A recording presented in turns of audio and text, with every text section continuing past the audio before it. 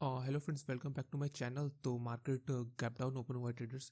तो हम वेट करेंगे अभी मार्केट क्या दिखाता है। मार्केट अभी तो वैसे तो देखते हैं किस पॉइंट पर। ये पॉइंट एक इंपॉर्टेंट लेवल हो जाएगा, ये जो क्लोजिंग प्राइस है, और निफ्टी का भी ये जो क्लोजिंग प्राइस है ये भी एक इंपॉर्टेंट लेवल हो जाएगा। तो आपको अपडेट करता हूँ, कुछ भी ट्रेड अब लेता हूँ तो मैं। हाँ तो हेलो ट्रेडर्स, हमने यहाँ पर एक कॉल की एंट्री बनाई। ये मॉर्निंग ट्रेड है जो कि क्विक ट्रेड होता है इस पॉइंट पर, क्योंकि निफ्टी ने अपने लो लेवल का ब्रेकडाउन दिया और पहले बैंक निफ्टी ने पहले दिखाया कि मैं ऊपर स्ट्रांगनेस दिखाई, फिर बैंक निफ्टी ने इस लेवल का सेलर्स को इस लेवल पे डाउन लाके बाइट्स को निकाल दिया। तो अब प्रोबेबिलिटी है कि इसे थोड़ा बहुत डाउन जाके एक स्ट्रांग अप मूव कर देना चाहिए, क्योंकि ये सपोर्ट पे भी है। तो आपको अपडेट करता हूँ कैसे मूव करते हैं।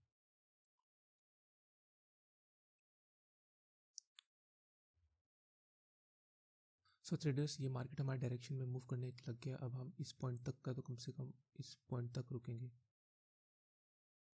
ये है इसका रेजिस्टेंस, ये रिसिपियर, और यहाँ इस पॉइंट तक।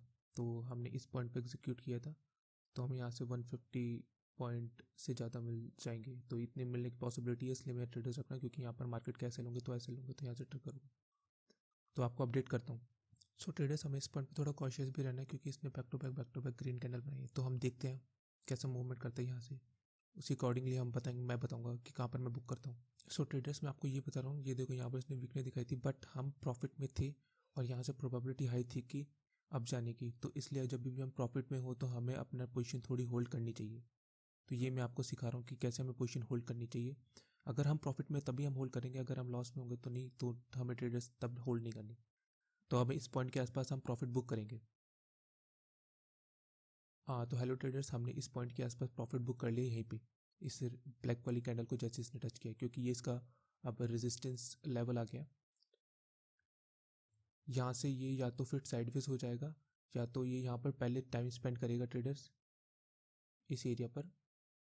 पहले इस एरिया पर टाइम स्पेंड करेगा, फिर एक अप मूव आ सकता है, या तो फिर डायरेक्टली निकलना इसके लिए डिफिकल्ट हो जाएगा। क्यों?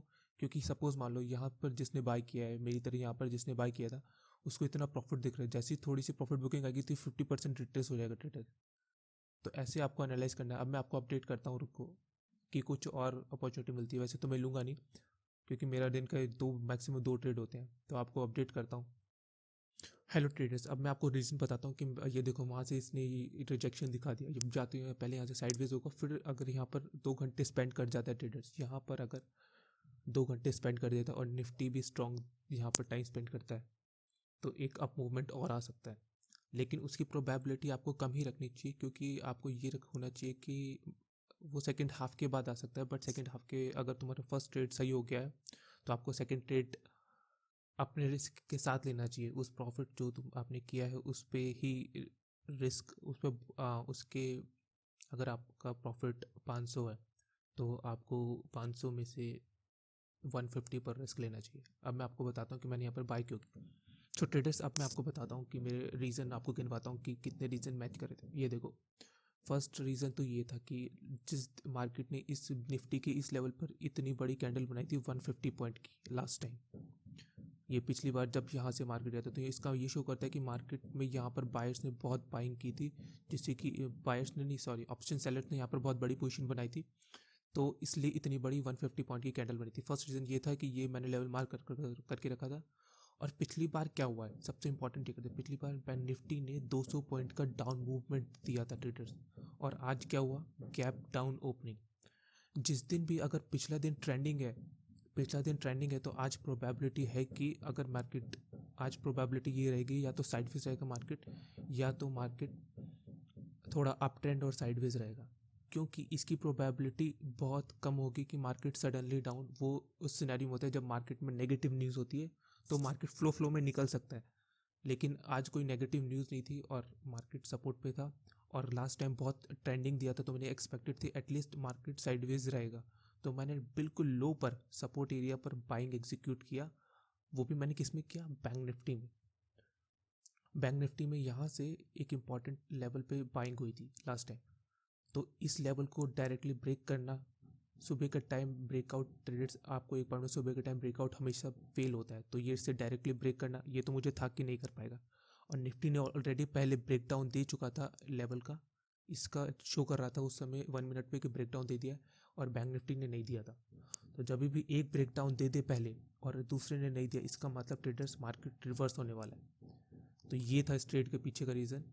आई होप ट्रेडर्स आपको ये वीडियो अच्छी लगी और लाइक और सब्सक्राइब कर सकते हो। So thank you traders. हाँ तो फ्रेंड्स, ये मेरा ट्रेड था, मैं आपको बताता हूँ। मैंने एग्जीक्यूट किया था 9:20 पर। ये मेरी ऑर्डर बुक है ज़ीरोधा का। तो ये है मेरा, ये मैंने 9:20 पर ट्रेड एग्जीक्यूट किया था। तो 9:20 की कैंडल कौन सी है? 9:20 की कैंडल ये वाली है। जब भी मैंने हमेशा ग्रीन कैंडल पे अगर मुझे बाइंग करते हैं तो जब स्ट्रांगनेस दिखेगा तब एंट्री करता हूँ। तो जब ये ग्रीन कैंडल की फॉर्मेशन हो रही थी तब मैंने एंट्री किया था। तो मार्केट ने यहाँ जाके जैसे नीचे टाइम स्पेंड किया, थोड़ा बहुत मेरे को मिल गया आइडिया कि मार्केट एक अप मूव देने वाला है, क्योंकि मार्केट को अगर नीचे निकलना था तो सडनली निकल जाता। और मैंने एग्जिट कौन सी कैंडल पे किया? 9:45 की कैंडल। अब 9:45 की कैंडल कौन सी है? तो 9:45 की कैंडल ट्रेडर्स ये वाली है। तो मैंने इसी कैंडल के टॉप पर एग्जिट कर लिया। सो अब मेरे को प्रॉफिट, ये इसमें 100 पॉइंट कैप्चर है और